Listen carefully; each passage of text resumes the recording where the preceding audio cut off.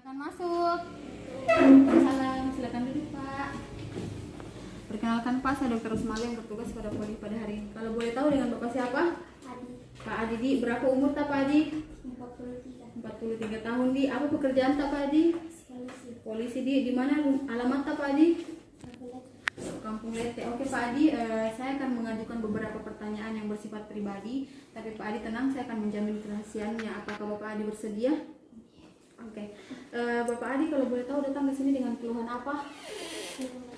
Turun berat badan tadi sudah berapa lama itu Pak Adi? 2 bulan. 2 bulan di berapa turun berapa kilo? 10 kilo di. Bagaimana makan tak Pak Adi? Tidak baik di malas ki makan. Oh, malas ki makan di Pak Adi. Ada kita rasa lemas Pak Adi? Iya. Oh iya di. Oh ya kan turun berat badan tak atau bermalas ki makan jadi lemas ki. Ada kita rasa sakit kepala? Tidak. Mual muntah? Tidak. Pusing? Tidak. Batuk? Tidak. Sakit perut, sesak, tidak ada di. Oke. Sebelumnya bagaimana buang air besar, buang air kecil tak? Bagaimana buang air kecil tak? Lancar di. Kalau buang air besar tak? Mencret.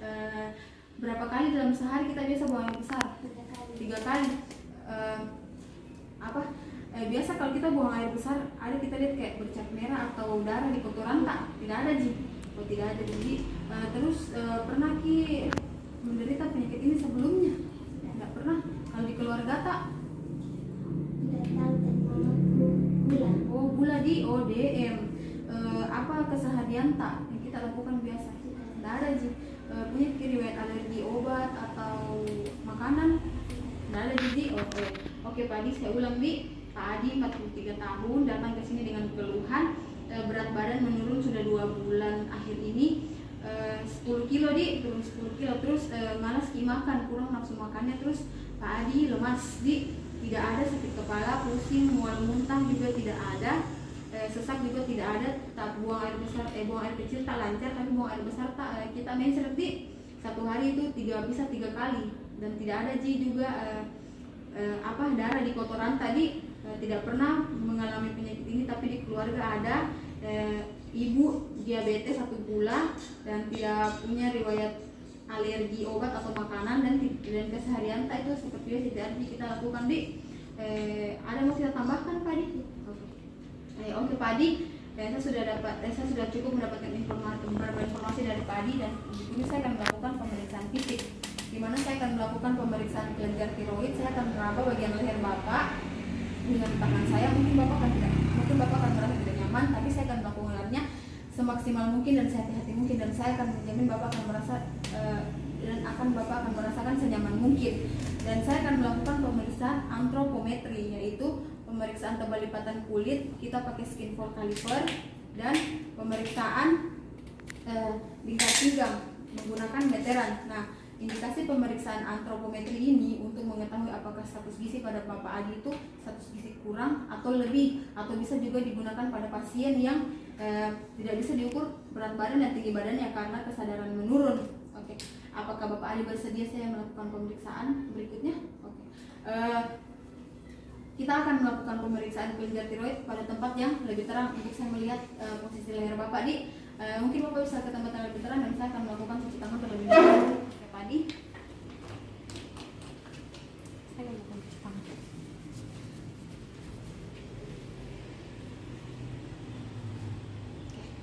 Oke Pak Adi, silakan ke sini.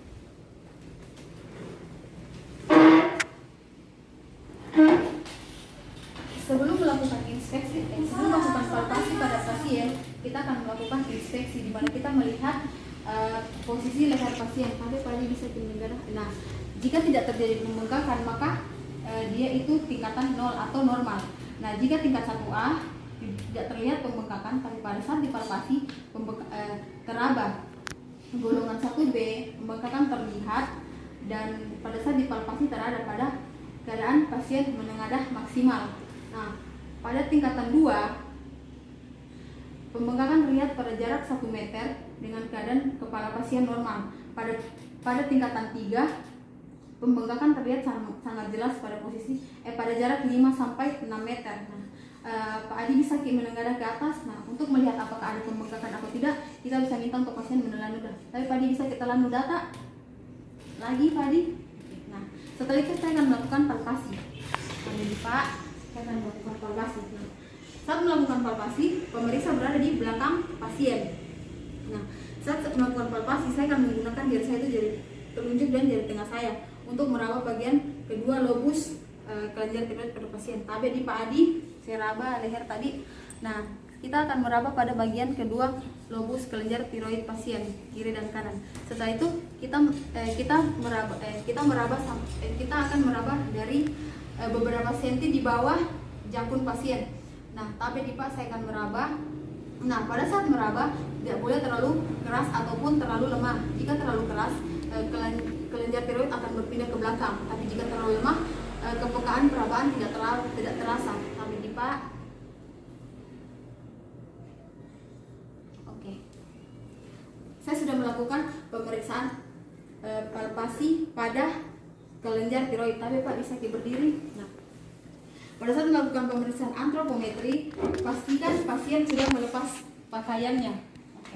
Tapi Pak bisa balik ke belakang. Nah, pada saat pemeriksaan antropometri yaitu TLK, saya melakukan pemeriksaan triceps dari batas prosesus acromion ke olecranon. Tapi Pak bisa Oke, minta untuk pasien membentuk sudut 90 derajat. Kita ukur. Sampai di Pak.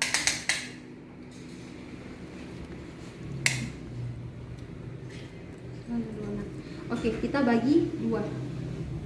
Kita tandai. Oke. Setelah itu kita jepit dengan arah vertikal. Sampai di Pak.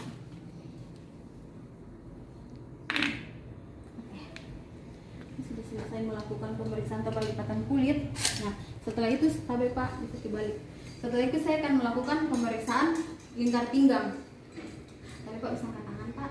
Nah, saya akan melakukan pemeriksaan lingkar pinggang. Pertama kita mengukur dari batas kosta 12 pasien ke krista iliaka pasien. Sampai di Pak.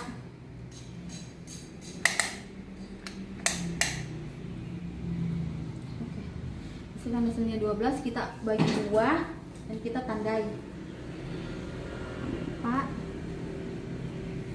Kita mengukur lingkar pinggang pada pasien.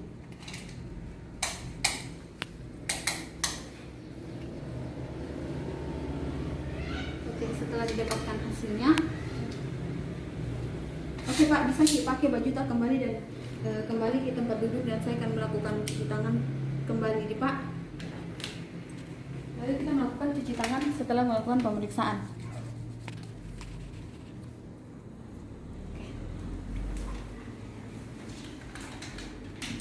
Oke Pak Adi, saya sudah melakukan pemeriksaan terhadap Bapak. Nah, dari hasil yang saya lakukan pemeriksaan kelenjar tiroid, di situ saya merasakan ada pembengkakan. Memang tidak terlihat di Pak, tapi pada saat diraba itu akan terasa. Nah, itu masih masuk dalam tingkat 1A dan saya mencurigai ini bisa karena hipertiroid atau hipotiroid.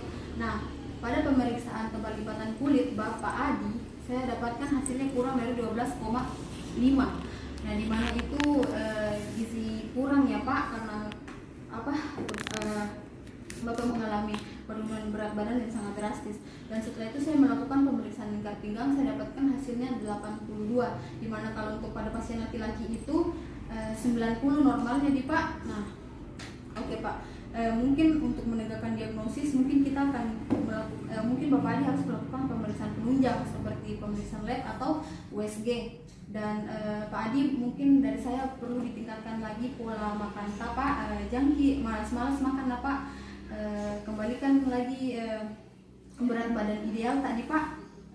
Kalau begitu itu dari saya dan terima kasih sudah mau melakukan pemeriksaan di tempat saya. Terima kasih dan semoga lekas sembuh Pak Adi. Kasih.